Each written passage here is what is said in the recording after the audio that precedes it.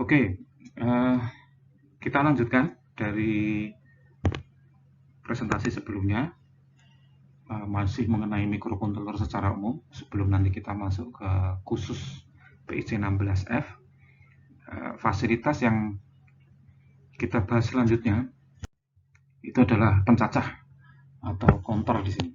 Ya, pencacah. Ini asalnya dari timer, tapi dia mendapatkan detak, ya, mendapatkan detak masukan ke microcontroller, maka timer akan berubah menjadi counter. Nah, counter itu pokoknya pencacah. Tidak digunakan untuk delay atau apa, tapi untuk menghitung produk, rotasi sumbu, jumlah penumpang, dan lain sebagainya, tergantung sensor yang kita gunakan. Ya, jadi kalau kita misalnya bikin aplikasi untuk jumlah pengunjung di kebun binatang misalnya, itu bisa pakai fasilitas counter di sini. Ya, jadi mungkin kalau ada 5 gate atau 5 gerbang itu bisa paralel ya. Kemudian semuanya diakumulasi menjadi satu misalnya, kemudian bisa dimasukkan atau disimpan ke dalam server sedemikian hingga itu nanti bisa kita manfaatkan menjadi IoT untuk data pengunjung kebun binatang misalnya ya. Nanti bisa digunakan untuk mengambil keputusan apapun. Itu hanya sebagai satu contoh ya. Baik, berikutnya itu ada timer, ada counter, dan yang ketiga yang masih dalam fasilitas satu unit itu adalah watchdog timer. Ya, mungkin di sini ada gambaran secara dulu, secara umum di slide ini, ya watchdog. Nah, tapi sebenarnya apa sih watchdog itu? Jadi watchdog itu ya sama seperti kalau kita memelihara anjing atau mungkin kucing atau binatang lain, kalau kita lupa memberi makan kepada anjing tersebut, maka binatang kita ini akan eh, mendatangi kita dan minta makan gitu ya. Kalau anjing itu ya akan menggonggong gitu ya. Nah, saat menggonggong kita jadi tahu, oh ya. Jadi daripada dia menggonggong, mendingan kita berikan makan itu setiap periode, jangan sampai telat. Kalau telat dia menggonggong. Nah, kalau itu kita terapkan di microcontroller, watchdog itu semacam itu. Jadi watchdog itu pokoknya harus kita kasih makan tanda petik gitu ya. Jadi ada suatu register di dalam watchdog ini yang harus kita isi atau kita awasi isinya atau kita isi sesuatu di register watchdognya supaya dia tidak menggonggong. Nah, repotnya menggonggongnya watchdog di dalam microcontroller itu melakukan reset. Nah, itu ya, melakukan reset CPU. Nah, cara memberi makan ya kita harus mereset watchdognya. Jadi setiap di dalam program kita itu harus ada semacam rutin untuk memberikan reset pada watchdog. Kalau kita lupa memberikan reset pada watchdog, maka nanti gantian watchdog ya ini. Jadi ini harus kita beri reset ke situ. Kalau enggak, nanti watchdognya akan mereset CPU. Jadi kebalikannya. Semuanya bekerja dengan clock ya. Kadang juga clocknya apa independen sendiri-sendiri, tapi yang jelas sama-sama menggunakan clock. Karena clock itu merupakan jantungnya, merupakan impuls supaya mikrokontroller itu bekerja. Nah, itu gambarannya watchdog seperti itu. Oke. Nah, jadi ada tiga ya. Jadi yang di slide pertama itu ada timer, kemudian yang ini yang kedua ini ada pencacah atau counter dan watchdog. Jadi kalau lengkap itu ada tiga. Jadi sebuah microcontroller itu kalau fasilitas timernya lengkap dia punya tiga fasilitas yaitu timer, counter, sama apa namanya watchdog. Jadi bisa Anda bayangkan kalau mungkin Anda tanya, loh, terus watchdog dipakai di mana Pak? Ya itu kalau kita naruh alat di hutan gitu ya, supaya tidak merepotkan orang yang meriset alat tersebut kan mendingan dikasih watchdog. Ya, saya pernah punya project itu untuk apa namanya mengambil ID dari tangki truk SPBU. Ternyata itu kalau nggak bisa kita kasih watchdog, kenyataannya itu karena banyak noise dan sebagainya itu bisa hang. Jadi di lapangan tuh sebelum kita kasih watchdog itu loh kok nggak masuk datanya. Ternyata mikrokontrollernya hang. ya karena berbagai macam, karena panas, karena frekuensi kerjanya terganggu oleh nggak tahu gelombang elektromagnetik dari truknya atau apa.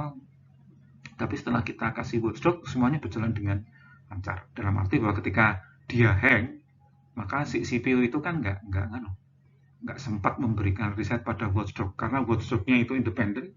Maka si watchdog ini karena dia tidak di reset, maka dia gantian mereset si microcontroller itu.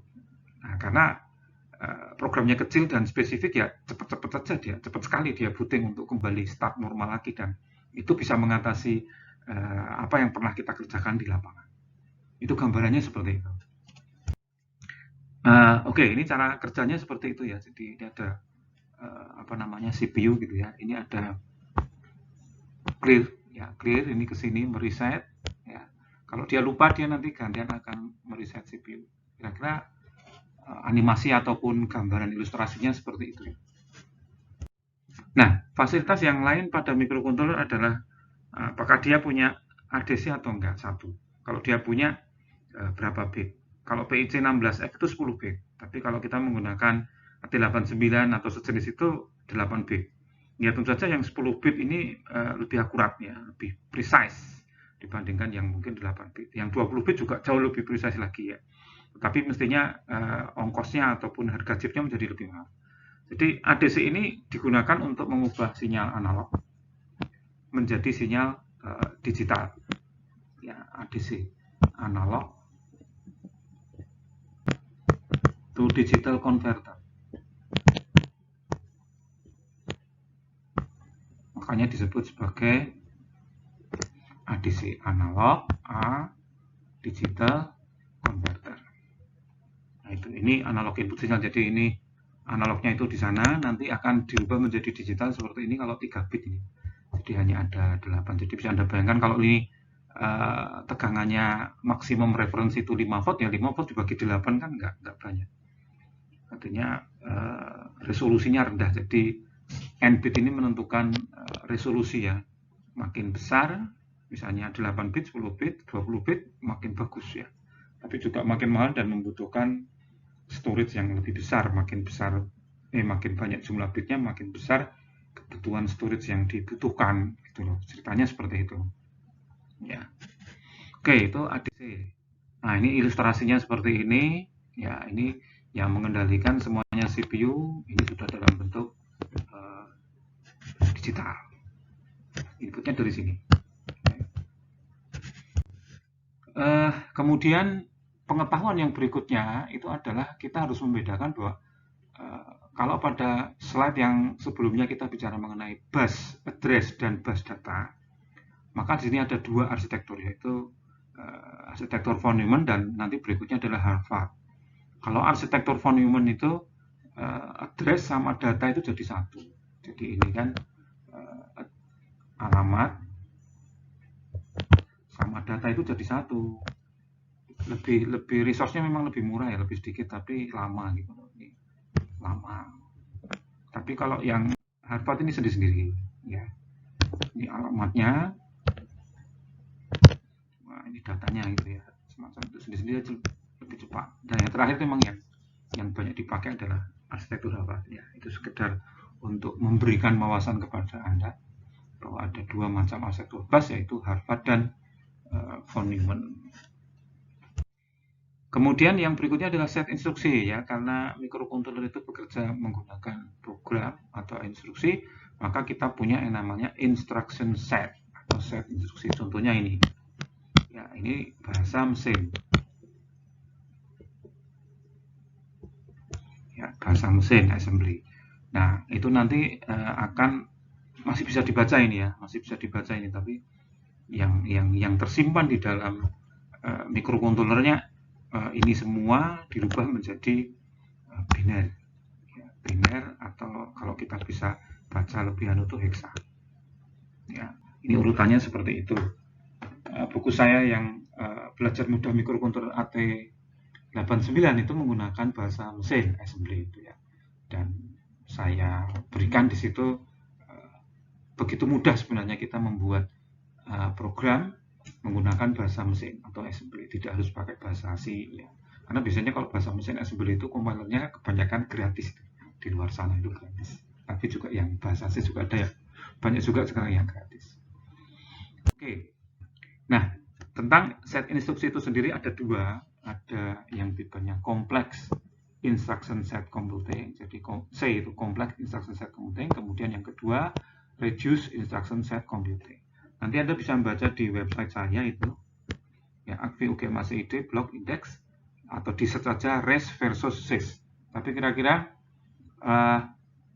jumlah instruksi SYS dibandingkan dengan REST itu lebih banyak SYS. REST itu sangat sedikit instruksinya. Kalau REST SYS itu bisa sampai ratusan instruksi, tapi kalau REST itu enggak, cuma puluhan. Nah, perbedaan yang pertama penekanan pada perangkat keras, sedangkan REST itu penekanan pada perangkat lunak. Termasuk instruksi kompleks multi clock, ini semuanya single clock. Ya, single clock. Memori ke memori, load dan store saling bekerja sama, itu kalau SYS. Kalau REST itu instruksinya terpisah. Kemudian ukuran kode kecil, kecepatannya rendah. Kalau ini ukuran kode besar, kecepatannya bisa tinggi. Transfer digunakan untuk menyimpan instruksi kompleks. Ini transfer banyak dipakai untuk register memori. Itu bedanya arsitektur microcontroller yang menggunakan bahasa SYS maupun bahasa REST ya. Jadi sebenarnya kayak PIC itu dia menggunakan REST tipenya. Kalau yang AT89 itu menggunakan SYS. Memang kalau kita lihat kemudahannya, maka SYS itu mudah diprogram karena hampir semua fungsi tersedia. Kalau REST itu hanya fungsi-fungsi utama. Jadi misalkan saja ini ada fungsi add gitu ya. Di SYS ini nggak ada ini positifnya. Kalau di REST itu nggak ada. Ya, Anda harus pakai perintah move dan sebagainya untuk mengganti add itu sendiri. Jadi agak banyak ya. Jadi agak lebih mikir gitu ya. Tapi saya kira kalau Anda pakai bahasa SYS semuanya akan dikompil secara otomatis, tidak peduli SYS maupun REST. Itu keunggulan kalau kita menggunakan bahasa yang tingkatannya lebih tinggi. Itu ya. Nah, yang berikutnya ini akan saya tunjukkan beberapa contoh board yang bisa kita gunakan untuk belajar. Ini saya punya board namanya Pitch EK gitu ya. Yo, picek namanya gitu ya. Maaf loh ya. Jadi ini kalau dalam bahasa Jawa itu nggak bagus itu. Artinya, jadi ini ada microcontrollernya di sini, ya, PJ16F. Kemudian banyak peripheral ini. Banyak peripheral di sini yang bisa kita gunakan untuk belajar. Ini contohnya. Nah, ini ya rangkaian-rangkaiannya ya. Ada USB untuk memprogram di sini. Kemudian ada 4 digit 7 segment dipakai ya. Jadi kalau Anda perhatikan itu nanti kita akan masuk ke rangkaian. Jadi di sini karena ada 4 digit di sini. Datanya itu cuma satu ini. Ya, jadi datanya ini cuma satu saluran, tapi kita bisa mengaktifkan menggunakan 7413 8 atau 6 ini untuk menerjemahkan data yang 3 bit ya, 3 bit to 7 segment. Ya, to 7 segment. Jadi kita masukkan 0, nanti dia akan mengirimkan data 0. Sorry yang di sini ya. Ini untuk apa namanya? Untuk memilih digit, sorry. Ya, memilih digit ini.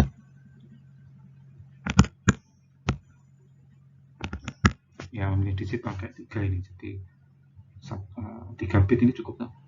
Karena ini cuma 4 ya, berarti 0001 1011. Datanya ini bebas, datanya langsung nih ya. Data langsung. Jadi kalau mau menghidupkan 0 itu ya berarti LED ini yang harus dihidupkan ya. Nah, gitu seterusnya. Datanya langsung itu. Menggunakan multiplexing untuk digit. Nah, ini kalau cepat kita bisa melihat ini agak tampil bersama gitu ya, tapi sebenarnya bergantian. Kalau satu digit ini jelas ya, mudah ini, sederhana ini. Kemudian 8 LED ini juga sederhana. Langsung kita sambungkan ke salah satu pin untuk menghidupkan masing-masing LED. Dan ini active high ya. Kenapa? Karena yang ini dihubungkan ke ground, sehingga disebut sebagai active high. Untuk button joystick, ini juga menggunakan ini dan pull up ya, di pull up. Kemudian 4x4 matrix juga sama, tinggal menerjemahkan baris dan kolomnya. Ini ADC ya, ADC dan IR, ini jelas ya. Ini ADC inputnya, kemudian inframerah semuanya analog ini. Ya, masuk ke ADC. Ini di sini. Ini PS2 untuk buzzer EEPROM RTC, rangkaiannya seperti ini ya, di pijak tadi. Step motor infrared, jelas rangkaiannya. Kemudian ini untuk LCD, ini yang grafik LCD. Kemudian ini untuk lain-lainnya. Oke, saya kira itu pengenalan board. Masih banyak di luar sana board-board yang simple, lebih sederhana. Produk dari Micro E itu juga lebih lengkap malah. Ya, atau Anda bisa bikin board sendiri. Oke, saya kira untuk pengenalan sampai di sini ya. Nanti kita akan lanjutkan ke presentasi yang berikutnya. Terima kasih.